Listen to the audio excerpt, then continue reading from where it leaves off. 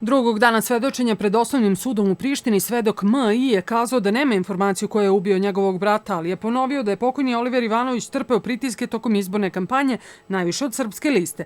Na pitanje o Zvonku Veselinoviću i Milanu Radojčiću, svedok je kazao da su oni bili neformalni centri moći na severu, te da je o tome govorio i njegov brat.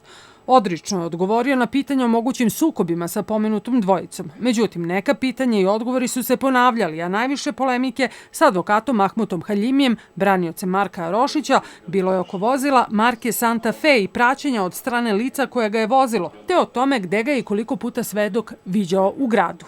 Ja ga potpuno razumem. On je izgubio brata.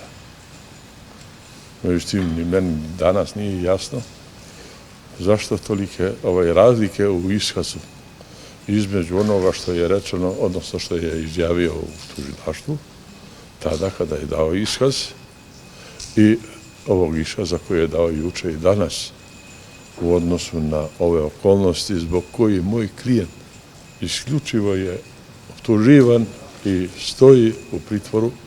Branilac Nedeljka Spasojevića, advokat Faruk Korenica, kaže da je očekivao da će brat ubijenog Olivera Ivanovića dati mnogo veći doprinos oko ključnih stvari za rešavanje ovog krivično-pravnog postupka.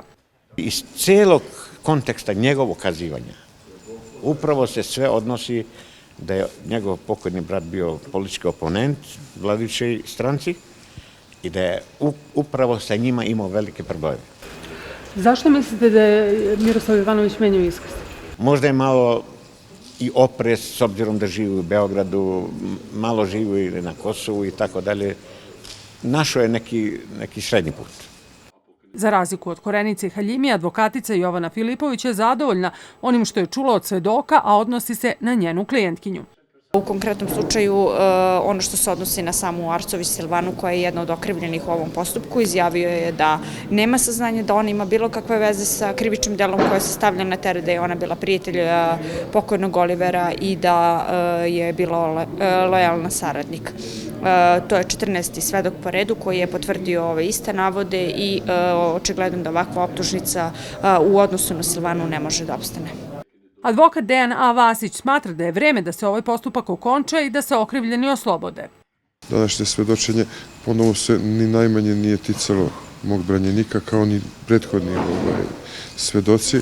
Kažem, jedino što me raduje to je da se polako bližimo kraju ovog maratonskog procesa i nadam se da se sve to jednom okonča, da se pokaže da ovi ljudi nisu krivi ni za šta. Nakon brata ubijenog političara, pred sudom je iskaz dao i policajac iz Severne Mitrovice Ž.K.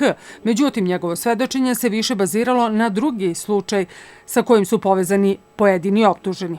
Advokat Faruk Korenica je kazao da velika očekivanja ima od svedočenja nevenčane supruge Olivera Ivanovića, Milene Popović. Ona bi, ako želi da svedoči kako valja, a nadam se da hoće, imala mnogo šta da kaže o atmosferi koja je vladala pre ubistva Olivera Ivanovića. Predsedavajući sudskim većem je u utorak kazao da je poziv za svedočenje upućen i Mileni Popović, te da očekuje da se ona pojavi u četvrtak.